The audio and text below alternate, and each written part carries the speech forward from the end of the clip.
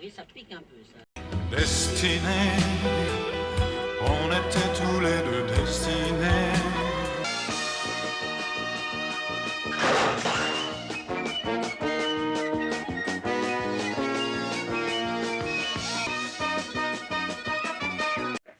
Et yo tout le monde, c'est Jarod, j'espère que vous allez tous très bien. Pour ma part, ça va nickel. C'est plus les vacances, ça fait un mois, que c'est plus les vacances. Mais j'avais envie de faire une dernière vidéo de vacances. La première vidéo, on va dire, de la saison.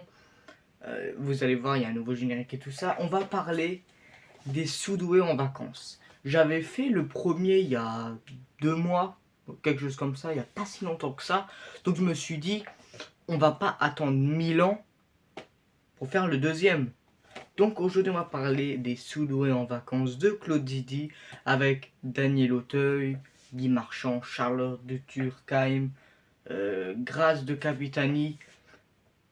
Un film qui est un film qui fait partie de ceux que j'aimais pas trop au début, mais que maintenant j'aime bien. Bon, je vais vous expliquer tout ça dans la vidéo. La première partie, ça sera la rétrospective avec des secrets de tournage.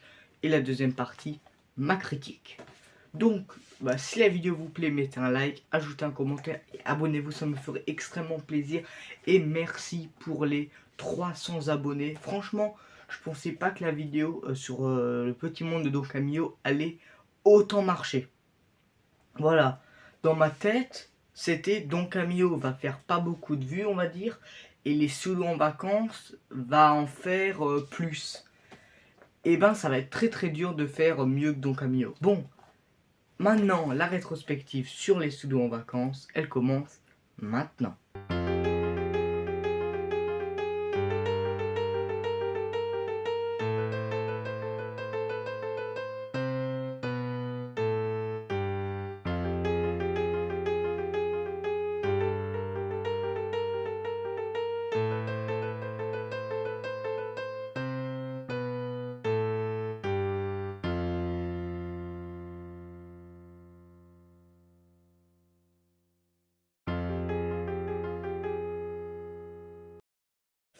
Alors, le film débute pendant les vacances d'été qui suivaient la réussite de Bébel et ses amis au baccalauréat grâce à la tricherie et l'ingéniosité de leurs parents. Or, le premier opus, Les Soulevés de 1980, s'achevait par les retrouvailles 10 ans après des jeunes bacheliers avec Michel Galabru. Le deuxième film, alors, c'est pas trop une suite, mais un Minkel, qui est, on va dire, inséré entre les deux dernières scènes du premier. Il y a aussi plusieurs acteurs du premier opus, et ça, on va dire, c'est assez bizarre, qui apparaissent dans un rôle différent. Hubert Deschamps, qui était professeur, devient un chirurgien douteux. Dominique Hulin passe du rôle de professeur de gym musclé à celui de garde du corps de Gérard Lenormand. Quant à Maria Pacôme, qui jouait un rôle central dans le premier film, elle ne fait pas partie de la distribution de ce second et ultime opus. Charlotte de Turckheim joue Pétronille. Or ce nom nous rappelle le prénom de Pétronille Moss, qui jouait Ruth dans Les Soudoués 1. Quant à Hélène Dublin, la fille de Claude Zidi qui jouait Sarah, elle joue dans ce film une hôtesse à Roissy sous son vrai nom Hélène Zidi. On note également les apparitions de Catherine Herardi, Jeanne, et Gilles Roussel, MC2, dans la scène d'ouverture. A noter que Patrick Zard est également de retour parmi les sous-doués, même si ce dernier faisait pas vraiment partie de la bande dans le premier film. Maintenant, on va commencer par comment ils ont eu l'idée de faire ce film. Claude Zidi alors se demandait comment faire revenir les sous-doués, parce que il trouvait que ça marchait et qu'on pouvait faire quelque chose de bien avec cette bande de potes. Il veut les emmener en Amérique, et alors quand ils arrivent là-bas, ils perdent leur bagage sans pouvoir revenir. Lui et son scénariste sont d'accord pour tout, mais après ils veulent rester en France, faire quelque chose de plus local. Après ses succès, il se dit, tiens, quoi de mieux d'aller à Saint-Tropez, Parce qu'en plus, grâce à ses succès, il va s'acheter une maison à Saint-Tropez qui sera utilisée dans le film pour celle de Guy Marchand. Et il va donc faire payer un loyer pendant le tournage, ce qui est quand même moins cher que de louer quelque chose d'autre à Saint-Tropez. Pour les plages, Claude Zidi a pas de problème. Il connaîtra un propriétaire d'une plage qui s'appelle la Voile Rouge qu'on voit dans le film.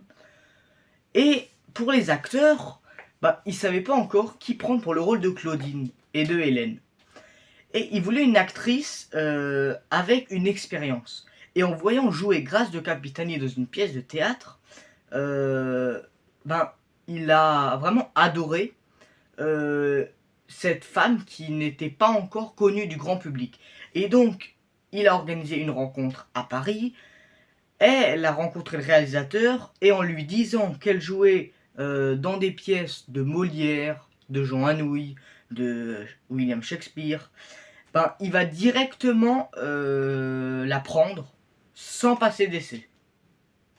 Tellement il était, on va dire, content qu'elle joue ce type de pièce de théâtre.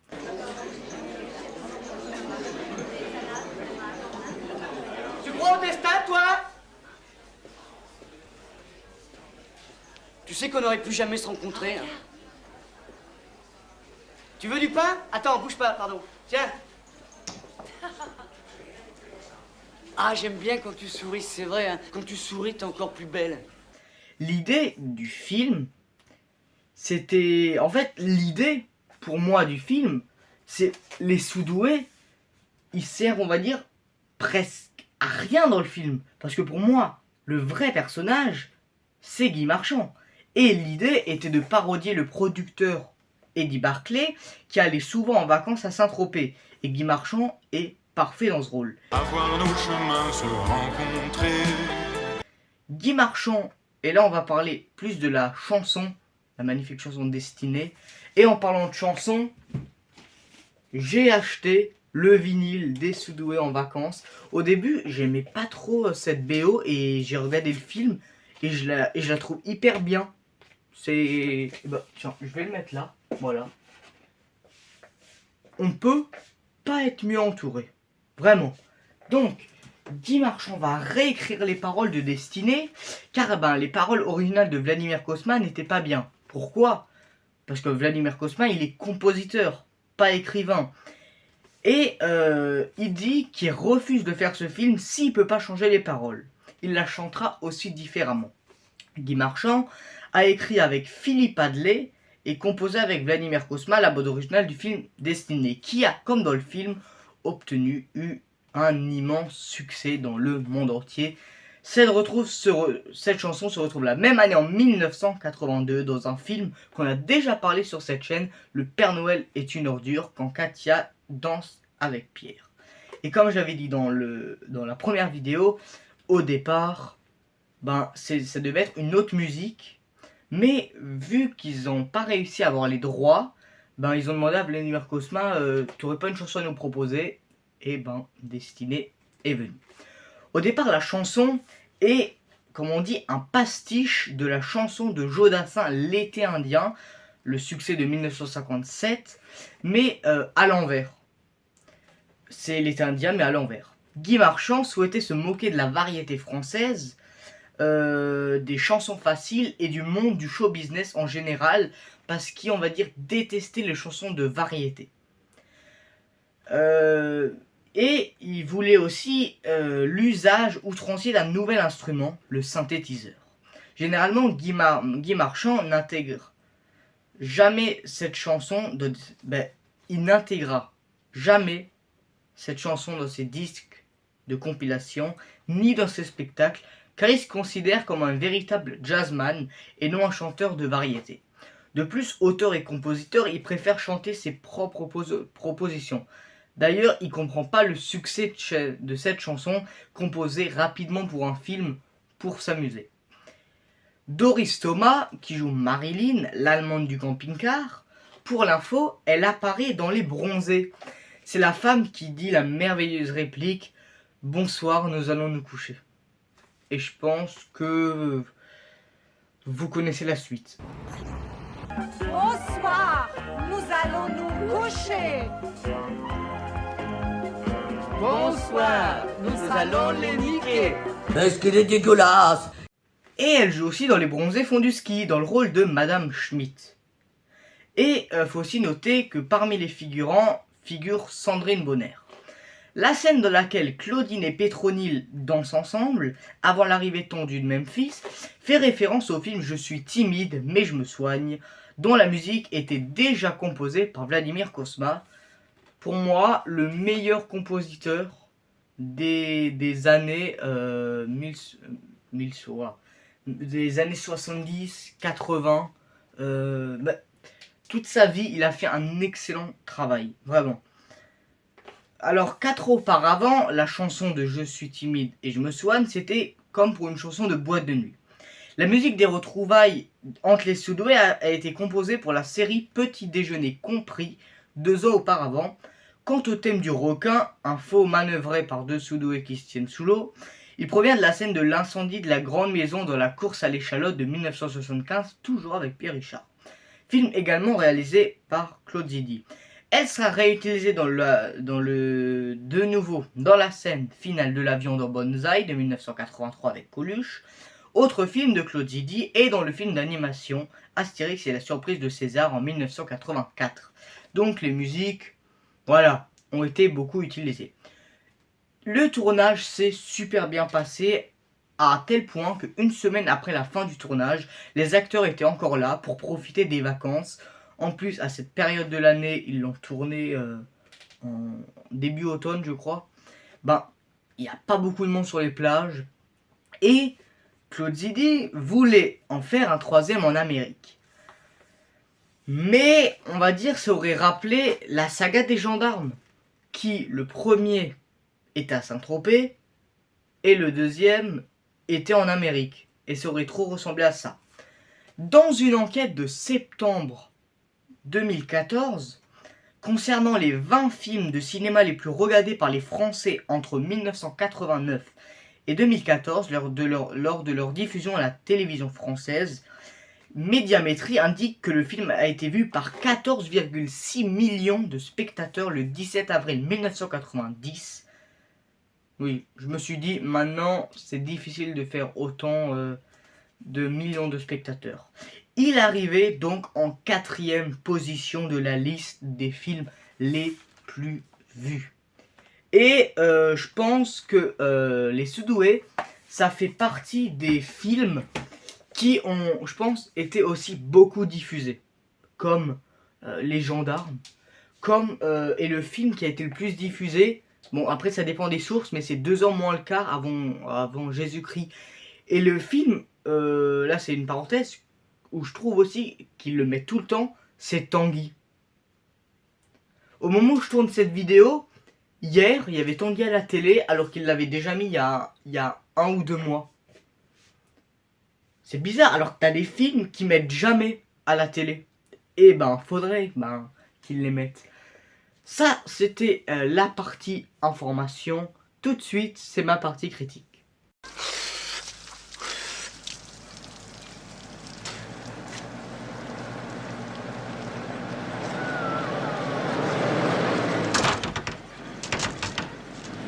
Ça va pas, non? Accroche-toi, petit, on va faire un tour. Il est malade, ce mec! Mais il est malade!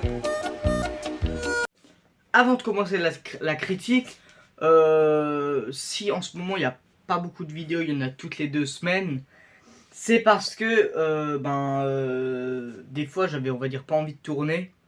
D'autres fois j'avais envie de tourner, mais j'avais pas encore cherché assez d'informations. Mais ne vous inquiétez pas, après cette vidéo, il y en a une que je suis déjà en train de préparer.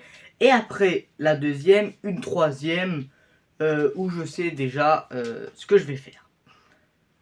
La blague au début, avec le perso de Memphis qui divorce, plein de fois, où il y a une femme sur chaque téléphone, elle est géniale, parce que dès le début du film, en fait, tu comprends les personnages. Et moi, j'aime bien les films comme ça, où dès le début, tu comprends les personnages, et là, tu vois comment ce personnage sera.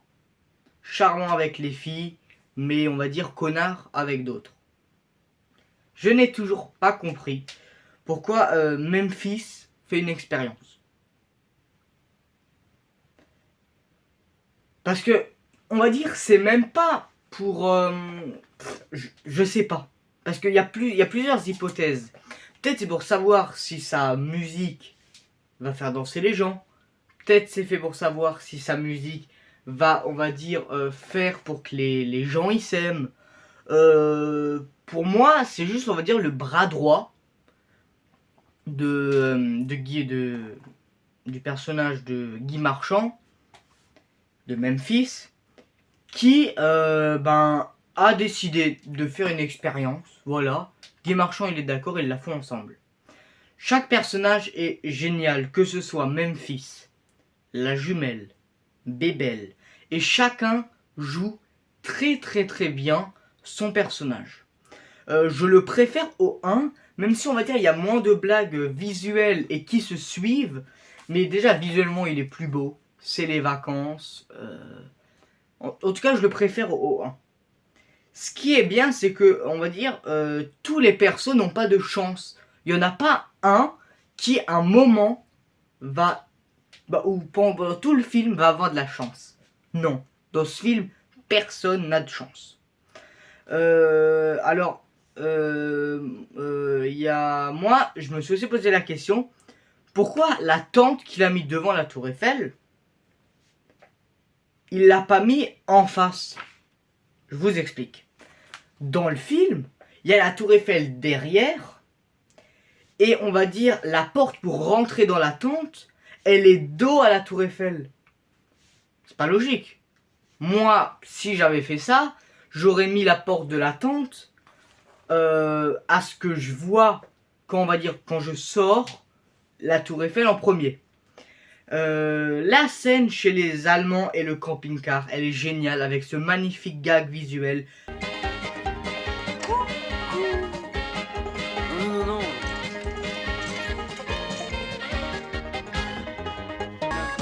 Oh, c'est l'eau. Marilyn! Ja, verfluchte Schluder! Ja, was machst du denn da? Du wirst sehen!